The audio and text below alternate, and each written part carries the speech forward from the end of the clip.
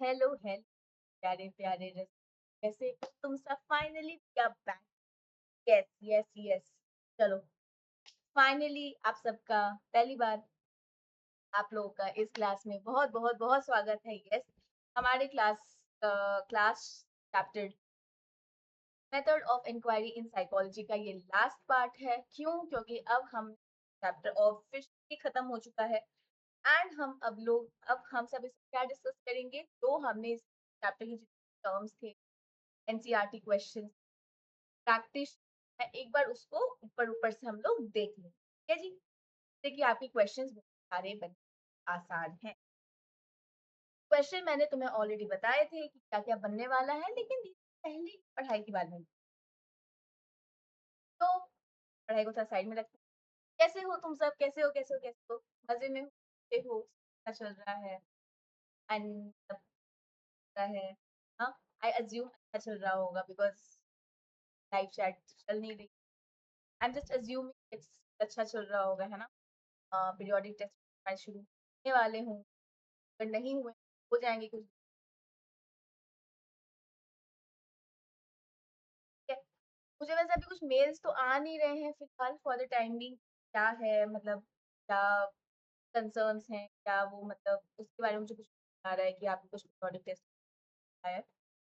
तो I hope अभी तक कुछ आया नहीं है, मैं यही अज्यूम करती हूँ अभी हमारे पास ज्यादा कुछ आया नहीं। ठीक है, जब आएगा तो यू कैन सेंड इट। ठीक है, टेलीग्राम चैनल एक्टिव है, बहुत लोगों ने ज्वाइन नहीं किया है, तो अगर आप ये और आपने टेलीग्राम किया है, प्लीज डू ज्वाइन इट। ये आपके लिए है, क्योंकि ये जो आप देख रहे हो ना, ये डॉक्यूमेंट सामने, ये आपको और कहीं ना, ये मैंने बनाया है एंड ये बनाया है कि आपको एक, आपका आपको डायरेक्ट टेलीग्राम का, तो टेलीग्राम लिंक से आप ज्वाइन कर सकते।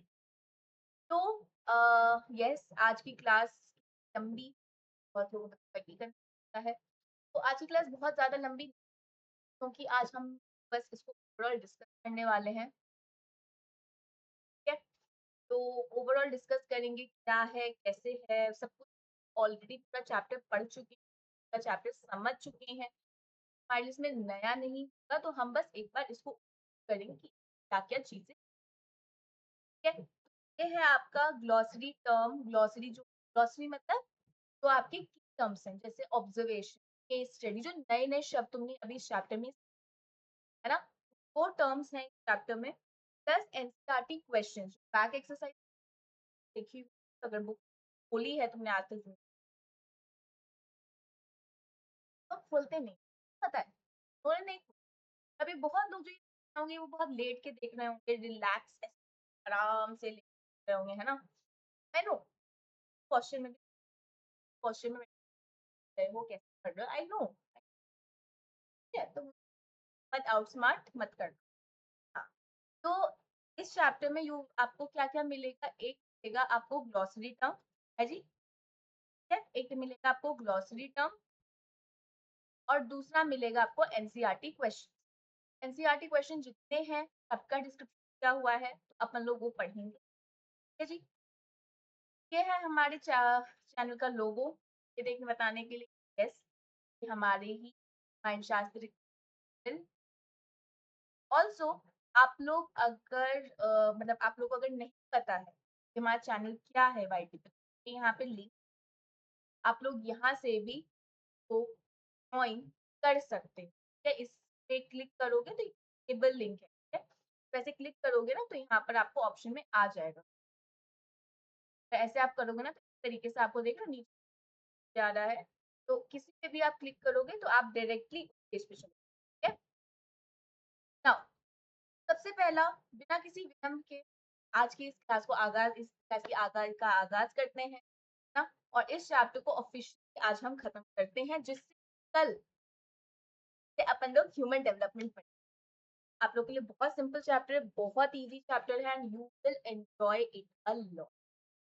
ठीक है जी, एंड तो बिना किसी विलंब के let's start. First thing first, glossary term, what is case study. जैसा मैंने बताया था, केस स्टडी मतलब किसी केस का इन डेप्थ जब हम स्टडी करते हैं उसकी एक को जब हम घुस-घुस पढ़ते हैं दैट इज़ स्टडी। ठीक है? इट इज़ अ टेक्निक जहाँ पे वन पर्सन इज़ पर्सन क्या हो सकता है? कोई इंडिविजुअल हो सकता है, कोई स्टूडेंट हो सकता है ना? क्या क्या टर्म क्या है? कॉन्फिडेंशियलिटी मेंटेन नहीं करते हो। कॉन्फिडेंशियलिटी का मतलब सीक्रेट। क्या तुमने मुझसे कुछ बोला, मैंने उसको अपने तक रखा। तो मेरे तरफ से तुम्हारी सारी इन्फॉर्मेशन बस कॉन्फिडेंशियल है। वो तो कॉन्फिडेंस क्या है ना? तुम कॉन्फिडेंशियल बहुत इस्तेमाल तो कॉन्फिडेंशियल मतलब सी तो एज अ रिसर्चर मेरी जिम्मेदारी है कि जो बता रहे हो मैं सीक्रेट रखूं, उसको मैं प्राइवेट रखूं, उसको मैं कंप्लीट एनोनिमस रखूं। ठीक है जी? कॉन्फिडेंशियल। देखो की टर्म्स मुझे बहुत लोग लग रहा है जो ये को लग गया कि हमें की टर्म्स क्यों, बट की टर्म्स डिस्कस करना इसीलिए जरूरी है क्योंकि इससे आपके वन मार्कर क्वेश्चन बनते हैं। One marks.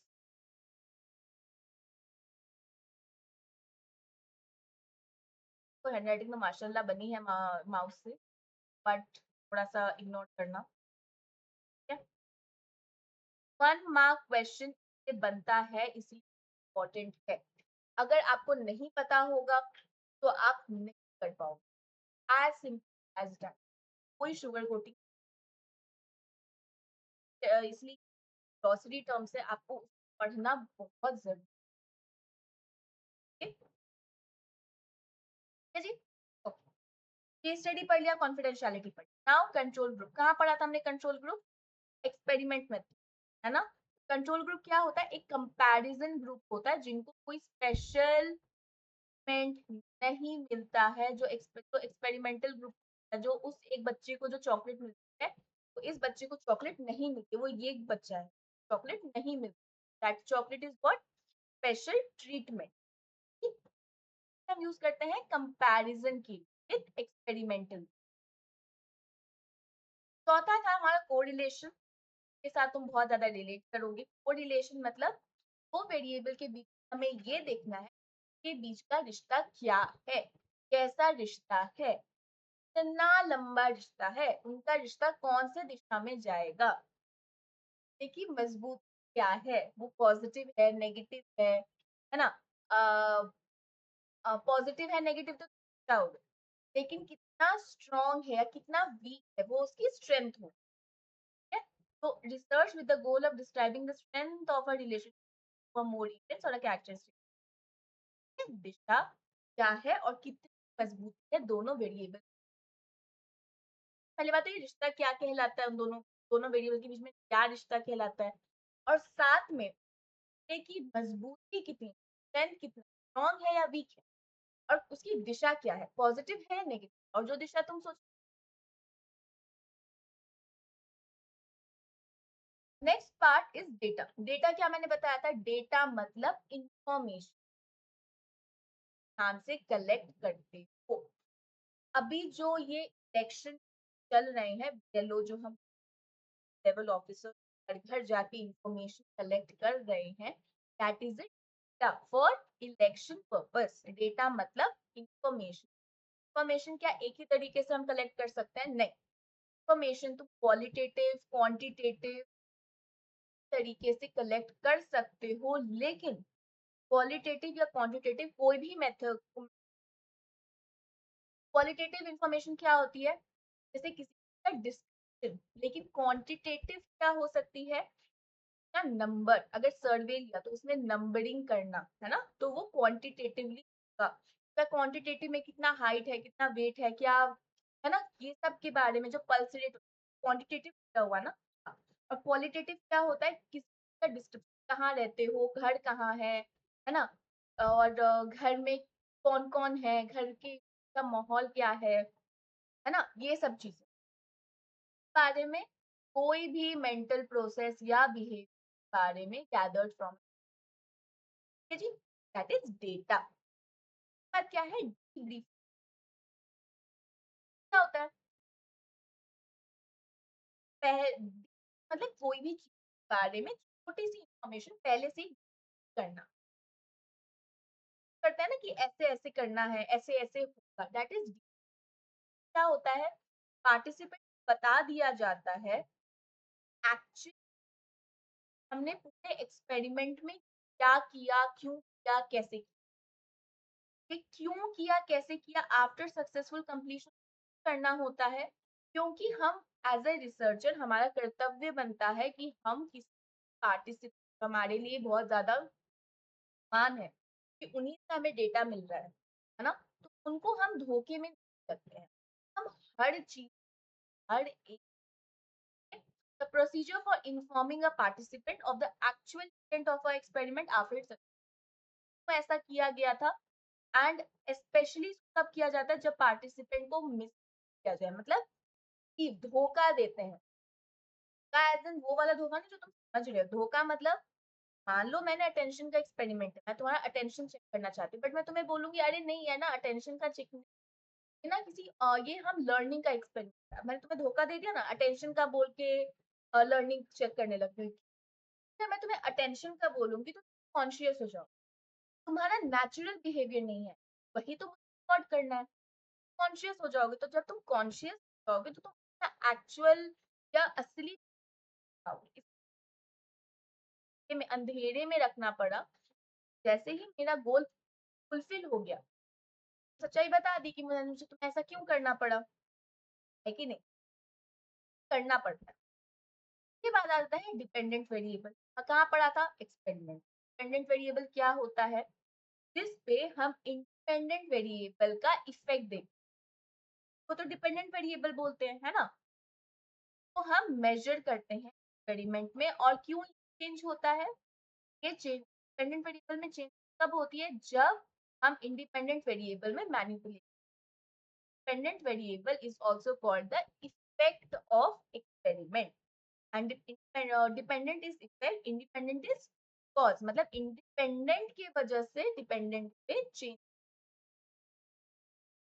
फिर अपन लोगों ने पढ़ा था एक्सपेरिमेंटल ग्रुप क्या होता है जिसको स्पेशल ट्रीट है वो स्पेशल बच्चा जिसको chocolate that is the experiment so a study a subject in a study who special treatment regard to independent तो तुमने पढ़ा है तो क्विक रिकैप हो रहा है उसके बाद एक्सपेरिमेंटल मेथड एज इन क्या होता है एक ऐसा मेथड ऐसा रिसर्च मेथड जहां पे हम दो वेरिएबल कॉज एंड इफेक्ट ये टर्म है इसमें वो कॉजल रिलेशन या cause and effect relation establish करने की कोशिश करते हैं ठीक है तो experimental method is a of observation conducted under a controlled condition control होता है ना एक वो करते हैं कि इतने के दायरे में ऐसा होगा एक लैब में करते हैं है ना एक्सपेरिमेंटल का पूरा इस पे कंट्रोल होता है तो a series of observation conducted under a control condition the causal relation the selected variable फिर आता है ग्रुप टेस्ट क्या होता है वो टेस्ट तो हम एज अ ग्रुप पे साथ में हमारा क्लास का टेस्ट ग्रुप टेस्ट ही होता है ना एक तरीके क्लास पे एक ही बार में टेस्ट होता है ऐसा तो होता नहीं एक को आज दिया एक कल दिया एक को परसों दिया ऐसा तो नहीं होता एक ही बार में पूरी क्लास को देते क्लास एक क्या है और उसके ऊपर आपने एक टेस्ट एडमिनिस्टर कर दिया है ना वो तो हो गया तुम्हारा स्कूल का टेस्ट अचीवमेंट टेस्ट उसको ठीक है तुम्हारे स्कूल मतलब तुम्हारे सब्जेक्ट का नॉलेज पता चलता है तो सब्जेक्ट में कितनी अचीवमेंट हासिल करी वो इसलिए हम उसको अचीवमेंट टेस्ट बोलते हैं में क्या होता है एक ही टेस्ट जो बहुत सारे लोगों पे एक ही टाइम पे किया जाए by by me as a single tester single administrator तो हम टेस्ट बोलते हैं आता है हाइपोथेसिस मैंने क्या कहा था एक ऐसा टेंटेटिव आंसर क्यों ये टेंटेटिव आंसर या टेंटेटिव स्टेटमेंट क्यों हो सकता है अगर आपकी फाइंडिंग आपके हाइपोथेसिस सपोर्ट नहीं करेगी तो आप उसको चेंज नहीं करोगे करोगे ना तो तुम सोच के जाते हो मार्केट की भाई मुझे तो ना लार्ज साइज के ही कपड़े आएंगे होंगे भूख लगी तो मन करे तो एक भी दिमाग हाँ तुमने मार्केट गए तुमने बोला मुझे ना लार्ज साइज का कपड़ा आता है लेकिन क्या जरूरी तुम्हें लार्ज साइज ही आएगा तो आ सकता है चेंज करते हो ना फिर अपना साइज ऐसा ही होता है हाइपोथेसिस में चेंज करना पड़ता है एज पर the situation and as per the data that you have got.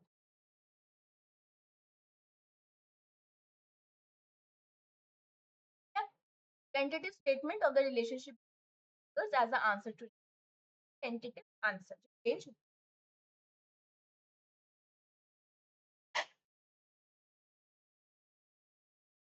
पर आता है इंडिपेंडेंट वेरिएबल का इफेक्ट हम देखते हैं। डिपेंडेंट वेरिएबल एक ऐसा इवेंट के अंदर अगर हम ऐसे रिसर्चर अगर कुछ मैनिपुलेशन करे अपना दिमाग लगाए तो उसके वजह से डिपेंडेंट वेरिएबल के ऊपर एक इफेक्ट हम देखते हैं। इवेंट और situation manipulated by experimenter will have a predicted effect on some event or a situation. Dependent variable हमने पढ़ा था इंडिविजुअल टेस्ट, एक हुआ ग्रुप टेस्ट, पूरे ग्रुप में एक साथ करते हैं। क्या हुआ? एक बार में एक से वो टेस्ट होगा। तो इसका एग्जांपल जैसे दिया हुआ स्टैनफोर्ड बिने एंड बैचलर का इंटेलिजेंस। जब जाओगे ना 12th क्लास में, 12th क्लास का जो पहला चैप्टर है ना वेरी साइकोलॉजिकल एट्रीब्यूट, वहाँ पे तो इस बारे में थोड़ा सा अच्छे से दोनों फॉरेन टेस्ट वेस्टर्न कल्चर में है, लेकिन इंडियन में का अडेप्टेशन। उसके बाद आता है इंटरव्यू। क्या होता है? हमारे भी इंटरव्यूज हुए होंगे है ना, 1 to 1 face to face dialogue होता है। एक सवाल पूछता है हम इंटरव्यूअर कहते हैं, एक होता है जो जवाब देता है जैसे तुम हुआ है ना। तो फेस टू फेस डायलॉग होता है, हमें कोई डेटा निकाल सके, इंफॉर्मेशन निकाल सके, डायग्नोसिस कर सके इंटरपर्सनल बिहेवियर समझ सके, काउंसलिंग कर सके है ना। तो इंटरव्यू में हम करते इंटरव्यू ऐसा ही होता है, one on one face to. Negative correlation क्या होता है? जहाँ पे एक वेरिएबल के बढ़ने की वजह से में कमी आ जाती है। ऐसा अगर एक वेरिएबल बढ़ा तो वेरिएबल में कमी आएगी। Relationship one variable goes up the other goes. क्या एग्जांपल दिया था मैंने? बहुत रिलेटिव। आपके मार्क्स और आपके पेरेंट्स की डांट पिटाई, अगर आपके मार्क्स बढ़ेंगे तो आपके पेरेंट्स की डांट पिटाई कम हो, और अगर आपके मार्क्स कम गए तो आपकी फिर okay. Then we have norm. Norms क्या होता है? स्टैंडर्ड, एक कंपैरिजन बार के ऊपर जिसके से आपके स्कोर्स को इंटरप्रेट किया जाता है, आपके स्कोर की चलती है ना। जो ऐसे जो बस हमने डेटा कलेक्ट किया उसको हम दे सके। तुम अपने क्लास से कितने ज्यादा अच्छे को जानने के लिए है ना। तो नॉर्म इज अ तो नॉर्म अगर हम किसी और टर्म्स में बात करें तो नॉर्म एक तरीके का स्टैंडर्ड होता है जो आपको मेंटेन करना होता है। कहने का मतलब कंपैरिजन बार होता है, एक स्टैंडर्ड बार है, भाई इतना तो तुम्हें चाहिए हमारी जिंदगी में है ना। स्टैंडर्ड ऐसी लड़की इतना तो होना चाहिए। दैट स्टैंडर्ड यू सेट ना, दैट स्टैंडर्ड इज तो वो स्टैंडर्ड को उसने पार कर लिया देन तो बहुत अच्छी बात है। और अगर वो स्टैंडर्ड मैच नहीं कर पाई या मैच नहीं कर पाया then may be someone else ना, वो वाला आइडिया होगा। आज रिलेटेबल एग्जांपल्स स्टैंडर्ड और वैल्यू लार्ज ग्रुप का आप इसका मीनिंग निकालते हो ना। साइकोलॉजिकल टेस्ट की इंटरप्रिटेशन मैंने बोला ना मीनिंग निकालने के लिए। और सोशल साइकोलॉजी जो ऑलरेडी का ब्रांच है, फर्स्ट चैप्टर में पढ़ा था ना, एक ब्रांच होता है, वहां पे तुम स्टैंडर्ड्स देख कौन सा बिहेवियर अप्रूव आपसे कल्चर की तो नॉर्म्स। आगे आप लोग का ऑब्जर्वेशन। ऑब्जर्वेशन क्या होता है? वो एक सिस्टमैटिक तरीके से बिहेवियर रिकॉर्ड करते हैं। पहले हम चेक करते हैं, रिकॉर्ड करते हैं, डालते हैं। तो हम किसी एग्जामिनेशन रिकॉर्डिंग करते हैं डाटा। फिर आ जाता है ऑपरेशन। ऑपरेशन मतलब क्या होता है? ऑपरेशनिज्म का मतलब होता है कि जब हम मीन का निकाल रहे हैं केसेस में निकालेंगे ऑब्जर्वेशन। एक ऑपरेशन मतलब उसको कैलकुलेट करने की या उसको मेजर करने की पे हम निकालें। तो ऑपरेशनिज्म का मतलब हुआ किसी कॉन्सेप्ट को हम उसके मेजरेबल टेंडेंसी में उसको लिखेंगे। कॉफ़ी, कॉफ़ी को अगर मुझे ऑपरेशनल कॉन्सेप्ट में लिखना है, मैं कॉफ़ी को क्या लिखूँगी? कॉफ़ी को मैं 2 ग्राम्स में ले रही हूँ, 5 ग्राम्स में ले 10 grams, something measurable, something observable, that is operation. फिर आ जाता है परफॉर्मेंस टेस्ट। परफॉर्मेंस टेस्ट मतलब जहाँ पे आपका वर्ड्स नहीं होता है, सिंबल्स भी नहीं, मतलब बेसिकली आपका पेपर पेंसिल का कोई काम नहीं है। आपको अपने हाथों का काम है और अपनी आँखों का, बस। नहीं, because you have to make some. अगर आपको कुछ ब्लॉक्स दिए हैं, तो आपको ब्लॉक्स बना के कुछ पैटर्न, आपको एक फ़ोटो दी रहेगी, आपको ऐसा कुछ फ़ोटो इस पे रहेगा, तो भी पैटर्न बना होगा, आपको वो ब्लॉक की मदद से वो बनाना हो। तो इसके अंदर लैंग्वेज नहीं हो। फिर आ जाता है पॉजिटिव रिलेशन। तो 2 वेरिएबल के बीच में ऐसा रिलेशनशिप जहाँ पे एक के पढ़ने का भी बढ़ता है और एक के का भी घटता है। सिंपल। क्या एग्ज़ाम्पल दिया था? ज़्यादा देर पढ़ोगे, ज़्यादा अच्छे नंबर आएँगे, कम देर पढ़ोगे, कम आएँगे, कम पढ़ने से। साइकोलॉजिकल टेस्ट क्या होता है? साइकोलॉजिकल टेस्ट एक ऐसा टेस्ट होता है जिससे आपका हम सैंपल ऐसा टेस्ट होता है जिससे हम आपके को अच्छे से स्टैंडर्डाइज़ तरीके से समझ सकते हैं ना। स्टैंडर्डाइज़ मेजर होता है जिससे हम आपके ना, पर रिलायबिलिटी क्या होती है, वो स्टैंडर्डाइज़ेशन का ही पार्ट होता है, ये साइकोलॉजिकल टेस्ट का ही पार्ट होता है। अगर आज आपने एक टेस्ट लिया, अगर आज आपने इंटेलिजेंस का टेस्ट लिया और यही इंटेलिजेंस का टेस्ट आपने 2 दिन के बाद, 15 दिन के बाद या 20 दिन बाद भी वही यही सेम टेस्ट लिया, तो अगर दोनों के स्कोर्स में सेम कोरिलेशन सेम आ रहा है, अच्छा कोरिलेशन आ रहा है, मतलब 0.90 समथिंग लाइक 0.85 और ऐसा कुछ आ रहा है, दैट इज़ रिलायबल। मतलब स्कोर्स अगर आज ऐसे हैं, वैसे ही हैं, 19-20 का फ़र्क होगा। अगर आज 50 आ रहे हैं तो उस दिन 51, 52 आ जाएँगे, का फ़र्क होगा। ऐसा नहीं होगा आज 50 आ रहे तो उस दिन 70 आ जाएँगे, उसके बाद 100 आ जाएँगे। है तो 1 आएगा या 52 आएगा या 46 49, 48 ऐसा, एक almost around the number. The degree of consistency तो हमारी ज़िंदगी में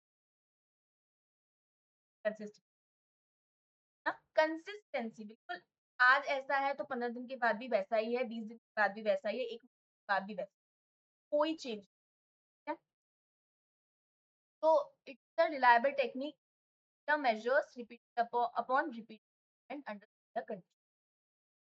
फिर आ जाता है हमारा सर्वे। सर्वे क्या होता है, जब हमें बहुत सारे लोगों से एक बार में ओपिनियन जानने हो।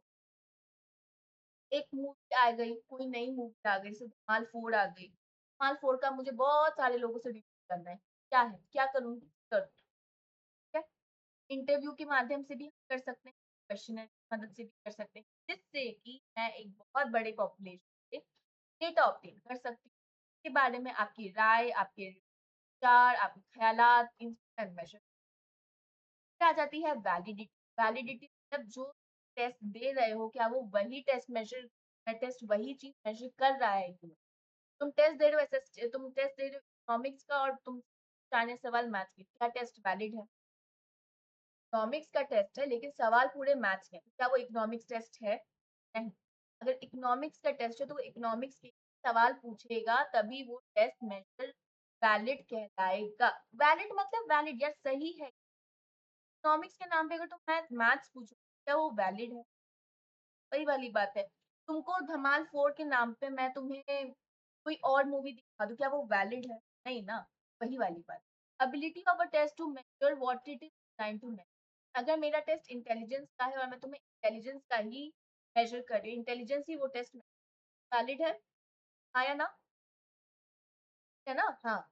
अगर मैं इंटेलिजेंस के नाम पे तुम इंटेलिजेंस के टेस्ट में तुम्हारे पर्सनैलिटी के क्वेश्चन्स आ जाएँ, क्या वो वैलिड है? नहीं। मतलब जो टेस्ट का जो नाम है वो वही चीज़ मेज़र कर रहा है कि नहीं, that is validity.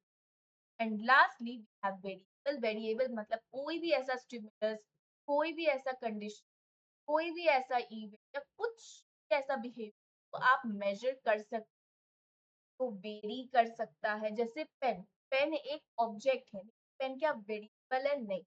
Pen variable तब बनेगा जब हम पेन की चीजों को वेरी करेंगे, जैसे उसका कलर, उसका साइज, कैरेक्टरिस्टिक वेरी करेंगे। एज अ ऑब्जेक्ट वो वेरी नहीं करेगा। आ रही है बात? That is the very. Okay, ये हो गया वेरी। इसी के साथ हमारा ग्लॉसरी टर्म खत्म हो जाता है। अब आ जाते हैं फटाफट एनसीईआरटी क्वेश्चन में, जो हम ऑलरेडी डिस्कस कर चुके हैं। अब इसको फटाफट रिपीट कर हम देखें तो मैं आपको ऑलरेडी आपके टेलीग्राम पे आज ही भेज दूंगी, तो आज ही भेज दूंगी, इस हिसाब से प्लीज इसको पढ़ लेना। सबसे पहला question, what are the goal of scientific inquiry? क्या इंपॉर्टेंट है? बहुत ज्यादा इंपॉर्टेंट है। डायरेक्ट और आपको 4 या 6 डायरेक्ट, डायरेक्ट मतलब फर्स्ट क्वेश्चन इज दिस, क्या क्या गोल्स थे? Description, prediction, control and application. Description मतलब आपका पहला गोल है जहां पर आप डिस्क्राइब करते हो जितना अच्छे से, जितना डिटेल में हो उतना अच्छा। प्रिडिक्शन का मतलब क्या होता है? प्रिडिक्शन का मतलब अगर आपने बिहेवियर को अच्छे से डिस्क्राइब करते हो, आप उसको कर सकते हैं वो फिर से कब हम उस बिहेवियर को करेंगे, या वो बिहेवियर कब होगा, कर सकते हैं ना। तो अगर आपने बिहेवियर को डिस्क्राइब कर दिया, आपने अगर बिहेवियर प्रिडिक्ट भी कर दिया, तो क्या अब आप उसको एक्सप्लेन नहीं कर सकते ऐसा बिहेवियर क्यों हो रहा है? कर सकते हो ना। Third goal is explanation. चौथा गोल क्या है? कंट्रोल। कंट्रोल मतलब अगर आपको अब हर चीज के बारे में पता चले, तो क्या आप उसको कंट्रोल नहीं कर सकते कि वो वैसा ना हो? वो बिहेवियर होने से उसको कंट्रोल कर सकते हो। हाँ, अगर अच्छा है तो कंट्रोल मतलब उसको और बढ़ावा दे सकते हैं, लेकिन अगर बुरा है तो उसको हम कंट्रोल कर सकते हैं। हाँ, कंट्रोल मतलब उसका उसके ऊपर आपका मतलब आपकी एज अ टेंडेंसी है या नहीं। अगर अच्छा बिहेव तो आप इनहांस करो, और अगर बुरा बिहेवियर तो आप कम करो। कंट्रोल है ना आपके हाथ में। एप्लीकेशन की हर किसी जनरलाइज एटलीस्ट उस पॉपुलेशन, अगर एडोलेसेंट से आपके ऊपर अगर मैं स्टडी कर रही हूँ, तो आपके जैसे और भी बच्चों पे मैं उसको जनरलाइज कर सकती हूँ, के लिए भी वो एप्लीकेबल हो, तो ये एप्लीकेशन भी करना पड़ेगा सोसाइटी का वेलबींग। ठीक है जी, पहला सवाल समझ में आया, बहुत इंपॉर्टेंट था। दूसरा सवाल भी बहुत इंपॉर्टेंट है, डायरेक्ट क्वेश्चन में आता है, what are the steps in conducting a scientific inquiry? बहुत ज्यादा कॉमन क्वेश्चन है ये, पहला और दूसरा बहुत ज्यादा आता है। ठीक है, तो कितने स्टेप्स होते हैं? 4।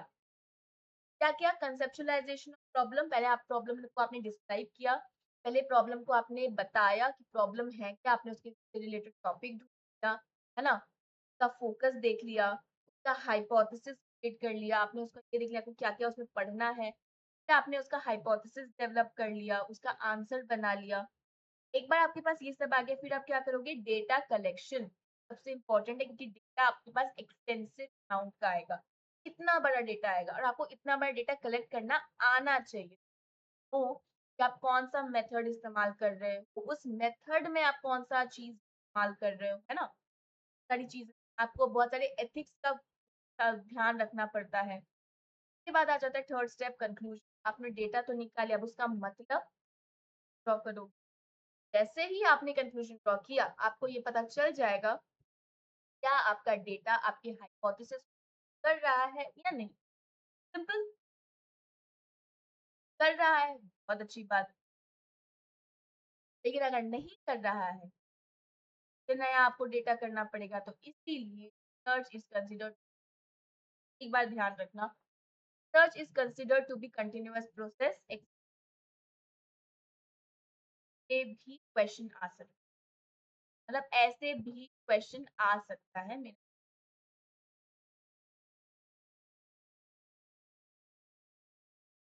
क्या क्या क्वेश्चन आएगा? Search is considered to be continuous process, क्या लिखोगे?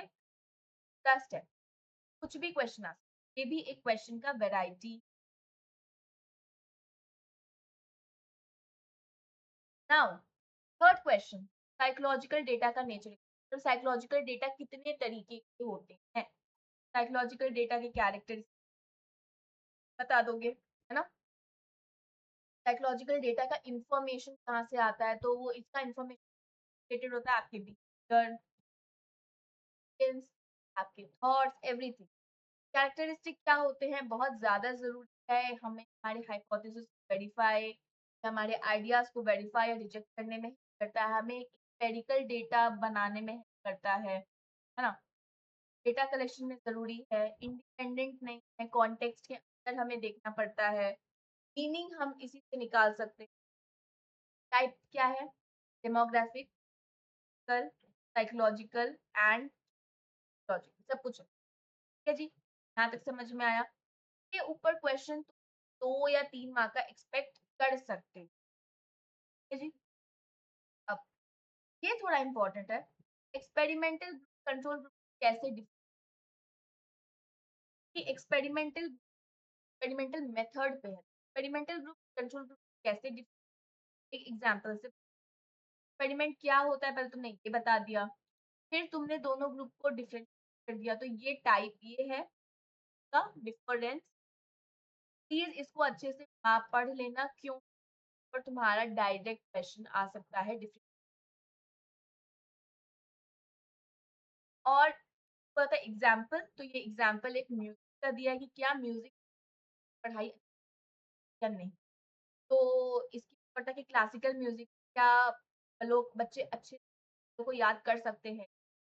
तो ग्रुप में डिवाइड कर दिया और रिजल्ट ये हुआ कि एक्सपेरिमेंटल ग्रुप एक्चुअली परफॉर्म किया और इससे ये प्रूव हुआ कि हाँ यस म्यूजिक अच्छा हम याद कर सकते हैं। बाद ये नॉर्मल एक टॉपिक मैंने तुम्हें बताया था कि अगर तुम्हें इंडिपेंडेंट और समझ में आएगा ऐसे ही केस बेस्ड स्टडी आ जाएगी और फिर तुम्हें पता जाएगा कि हाइपोथेसिस बनाओ और इंडिपेंडेंट डिफरेंशिएट। अब क्या है a researcher is studying the relationship speed of cycling and presence of people. मतलब साइक्लिंग स्पीड के हिसाब से मतलब लोग साइक्लिंग करते हैं तो और लोगों की प्रेजेंस मतलब ऑडियंस के उसमें क्या रिलेशन है। हाइपोथेसिस क्या हुआ एक टेस्टेबल या टेंटेटिव पता ही है डिपेंडेंट वेरिएबल पता ही है डिपेंडेंट के हिसाब से क्या हाइपोथेसिस बनाओगे ज्यादा लोगों की प्रेजेंस ऑफ पीपल की वजह से इम्पैक्ट ऑफ साइक्लिंग होगा। डिपेंडेंट वेरिएबल क्या है लोगों का प्रेजेंस कम है ज्यादा है क्या है ठीक है और डिपेंडेंट क्या हो जाएगा स्पीड ऑफ साइक्लिंग मतलब लोगों के प्रेजेंस से आपकी साइक्लिंग की क्या हो रही है बढ़ रही है कम हो रही है क्या हो रही है दैट इज डिपेंडेंट। बाद एक क्वेश्चन है कि एक्सपेरिमेंटल मेथड का स्ट्रेंथ या वीकनेस क्या है।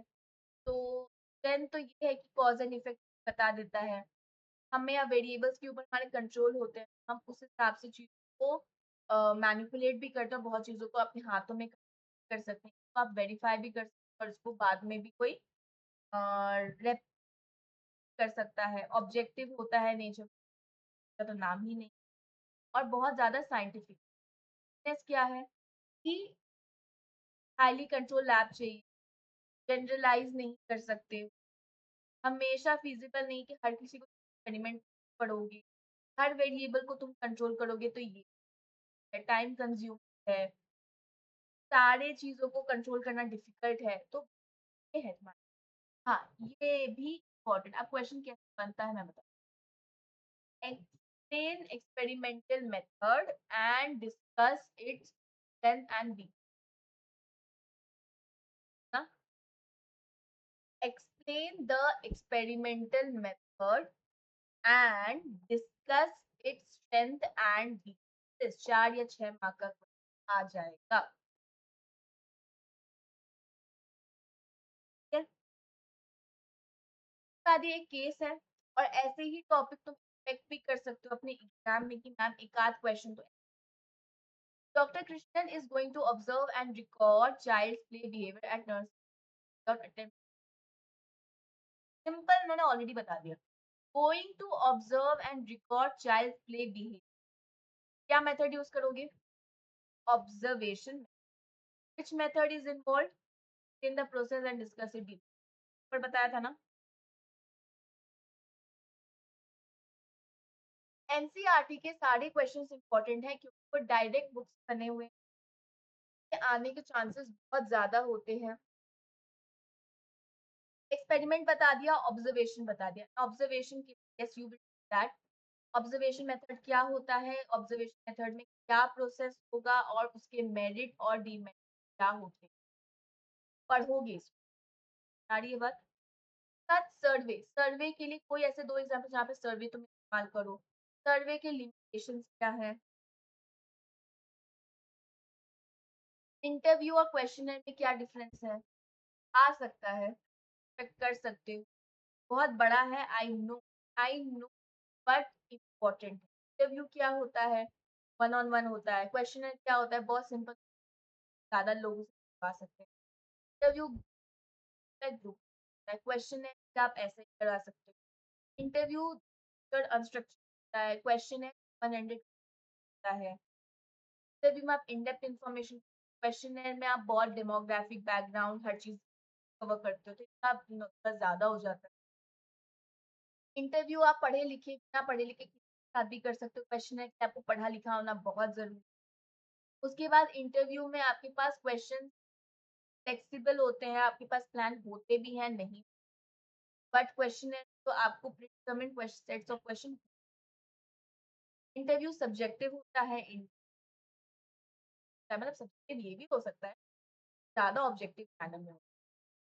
सबसे इम्पोर्टेंट क्वेश्चन वो लोग अभी सारा इम्पोर्टेंट था कि बच्चे ये चैप्टर ही पूरा इम्पोर्टेंट, कहीं से भी क्वेश्चन कहीं से भी बनते हैं एंड ये काम अगर क्वेश्चन एक्सपेक्ट कर सकते।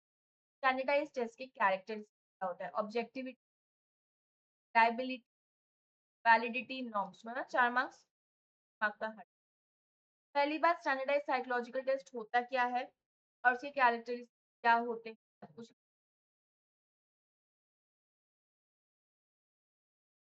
लिमिटेशन वैसे ज़्यादा आता नहीं, पे डिपेंड करता है, बट मार्क्स के लिए यू कैन एक्सपेक्ट। अगर ये चैप्टर आ रहा है तो तुम 3 मार्क के लिए एक्सपेक्ट कर सकते हो। लिमिटेशन ऑफ साइकोलॉजिकल प्रोफाइलिंग, जो पॉइंट नहीं होता है तुम्हारा रिलेटिव साइकोलॉजिकल होता है और subject. And last but not the least, ये भी एथिक्स अब हम लोगों ने पढ़े हैं, सारे एथिक्स। पार्टिसिपेंट का जोर जबरदस्ती, वॉलंटरी पार्टिसिपेट का, उसको सारी डिटेल फॉर्म कंसेंट किया जाएगा। तो परमिशन मतलब इन्फॉर्म कंसेंट मतलब परमिशन, फैमिली घर वालों से लेकर कहीं बाहर जाने के लिए, कुछ करने के लिए इन्फॉर्म कर। तुम उन्हें डीप करोगे, डीप टेस्ट के बारे में बताओगे कि टेस्ट क्या है कैसे है, कब क्यों है, सब कुछ। और अगर तुमने उनको अंधेरे में या डिसेप्शन का इस्तेमाल किया तो तुम इस्तेमाल आफ्टर, तो जब तुम्हारा सर्च का मोटिव पूरा हो जाता है तब। Sharing the result, yes, Covid result है, तुम्हें लोगों के साथ शेयर करना पड़ेगा क्योंकि ये उनका हक है जानना क्या किया है, जो उन्होंने अपना इंफॉर्मेशन और उसमें अपना वक्त दिया है, क्यों दिया है। That is they are required to know, they are supposed to know. Last but not the least, have to maintain, you have to maintain confidentiality. तो सारी डेटा तुम्हें आइडेंटिटी तक कॉन्फिडेंशियल, तो उनकी आइडेंटिटी का डिस्क्लोज। ये ना ऐसे आ रहा था एक इंसान, उसका नाम ना ये है, इतने साल का है, वो आया है तुम्हारे ऊपर भरोसा कर, तुम उसके भरोसे पे खरा नहीं उतरोगे, वो तुम्हारे पास वापस कभी भी नहीं, चाहे तुम कुछ आएंगे। और ये बात हमेशा बात याद रखना, इस बात याद आई, भरोसा कभी किसी का मत तोड़ो।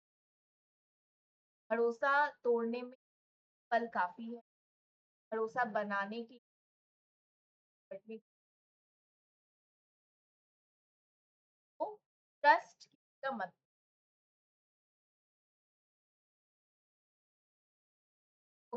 ऑन दिस नोट हमारा ये हमने ये पूरा डिस्कस कर लिया, ग्लॉसरी और एनसीईआरटी, ठीक है। एनसीईआरटी का प्लीज कर लेना, सारे क्वेश्चन मैंने सारे सिंपल लैंग्वेज में, क्योंकि हमारे एग्जाम में सब डायरेक्ट आएंगे, सब छप के आएंगे, इसमें कोई चेंजेस नहीं।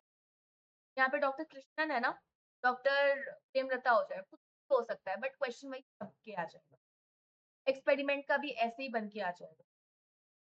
अगर तुम्हें मेथड नहीं समझ में आएगा तो तुम कैसे केस स्टडी नहीं कर पाओगे। बाकी केस बेस्ड आता है ना, में, इकोनॉमिक्स में, कॉमर्स में, तो कोई भी स्ट्रीम में आता है ना केस बेस्ड स्टडी, अब में भी आएगा। ठीक है, तो इसको पढ़ लेना। एक बार इसको पढ़ लेना, आपके लिए बनाया है एंड प्लीज अच्छे से। बाकी भी मैं क्वेश्चन, मैं इतने क्वेश्चन दूँ, क्वेश्चन बाहर नहीं आएगा, वहीं तक सीमित। और अभी के लिए फॉर द टाइमिंग तुम्हारे स्कूल तक आएगा, वो जाएगा। ठीक है, चैप्टर मैंने पढ़ा दिया है। बाकी तुम्हारा यस और चीजें जो मुझे तुम्हारे साथ शेयर करनी है, वो है तुम्हारा समथिंग कॉल्ड प्रैक्टिस। ठीक है, प्रैक्टिस शीट मुझे तुम्हारे साथ डिस्कस करनी है। जैसे तुम देख सकते हो प्रैक्टिस, ना अच्छा लग रहा है? ओके, प्रैक्टिस चाहिए आपकी, ना? ये प्रैक्टिस शीट में हम क्या करेंगे, मैं एक बार तुम्हें इस प्रैक्टिस शीट देख सकते हो कि तुम्हारे बहुत सारे क्वेश्चन, बहुत सारे क्वेश्चन, मतलब देख लो 22 पेज का बना हुआ है। हमारा सबसे पहले है इसमें देख लो, सबके साथ आंसर एक्सप्लेनेशन, क्योंकि पढ़ना है, समझना है। ठीक है, जैसे ही खत्म हो जाएगा एमसीक्यू, यहीं पे प्रैक्टिस शीट खत्म है? नहीं, एमसीक्यू बाद आपका आ जाता है असर्शन, जैसे आजकल इस टाइप के क्वेश्चन बहुत पूछता है असर्शन। उसके अलावा क्या और भी कुछ? यस, और भी चीज जैसे क्वेश्चन एनसीईआरटी पूछता है, कैसी पूछता है एनसीईआरटी, तो एमसीक्यू क्वेश्चन है, असर्शन क्वेश्चन है, स्टेटमेंट बेस्ड क्वेश्चन है, एंड अलावा सीक्वेंस बेस्ड क्वेश्चन है। जैसे साइंटिफिक इंक्वायरी के स्टेप्स क्या होते हैं, ठीक है, ऑब्जर्वेशन मेथड के स्टेप्स क्या होते हैं, तो मुझे लगे क्या क्वेश्चन है, बट ये बहुत इंपॉर्टेंट क्वेश्चन है। डिग्री ऑफ कंट्रोल किसमें बहुत कम होता है और किसमें सबसे ज्यादा होता है? डिग्री ऑफ कंट्रोल मतलब तुम किसमें सबसे कम, तुम्हारी कंट्रोल है किसमें सबसे ज्यादा है, को अरेंज करो। उसके बाद कोरिलेशन के टाइप्स को अरेंज करो, द पावरफुल टू पावरफुल, है ना, ऐसा कुछ। उसके बाद एथिकल प्रोसेस, पहले क्या, पहले क्या, उसके बाद क्या। ठीक है, ये हो गया। फिर आ जाता है मैच द फॉलोइंग, साथ तुम्हारा पूरा स्टडी रहेगा और तुम्हारे पूरे 50 क्वेश्चन प्रैक्टिस जी। समझ में आया? क्या क्या करोगे तुम, क्या क्या मिल रहा है तुम्हें, भी मैंने ही लिखा हुआ है, देख रहे हो? देख रहे हो इसको? तो मैं हर चीज, तो अगर इनकेस रह गए हो ज्वाइन करने से, ज्वाइन कर लो। आप पे बस अभी तुम्हें लग रहा है बस ये 2 चैप्टर, अभी हमारे जितना सिलेबस अब बचा है, जैसे तुम्हारा तो 2 चैप्टर हो गया, अब हाफ ईयरली में तुम्हारे लिए और 3 चैप्टर्स बचा है ना। हाँ, 3 क्या, तुम्हारा जो पूरा सिलेबस बचा ना, सब कुछ वहीं में। तो मैं तुम्हें बोला था कि आज की क्लास बहुत छोटी होगी, कम देर की होगी, आज की क्लास हमारी समाप्त, है ना? तो इसी के साथ हमारी क्लास आज की समाप्त हो चुकी है। एंड जैसा तुम देख सकते हो, हम ऑलरेडी क्लास सॉरी क्लास 11 का chapter that is method of inquiry in psychology हम ऑफिशियल कर, क्योंकि हमने इसके questions, practice, NCERT, glossary terms, सब कुछ कुछ ने पढ़ लिया, सब कुछ किया है। ये शीट आपको कल मिल जाएगी टेलीग्राम पे, तो अगर नहीं ज्वाइन किया है, join the Telegram channels and the description. तो इसी के साथ आज की क्लास की समाप्ति। Thank you so much for watching this and अपनी भी मदद करो, अपनी मदद करो। जो लोग ये नहीं देख रहे हैं, लोगों को साइकोलॉजी पढ़ना है, उनको समझना है साइकोलॉजी में क्या है, नहीं समझ पा रहे हैं, उनको आप ये वीडियो कर सकते हैं, है ना? तो ये है, सॉरी सॉरी, तो ये आप कर सकते हो, है ना? एंड इसी के साथ हम कल मिलेंगे विथ चैप्टर 3, हम चैप्टर 3 का आगाज करेंगे। क्या है हमारे चैप्टर का नाम? Human development.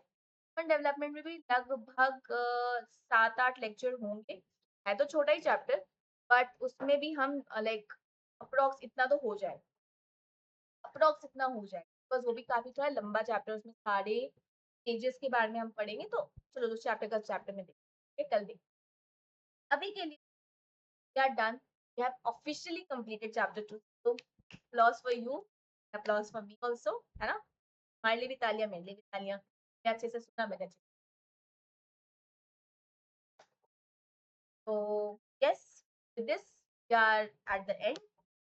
मिलते हैं कल विद द नया chapter at the same time. See you tomorrow. Take care. Lots of love. Tata. Take care. Bye bye.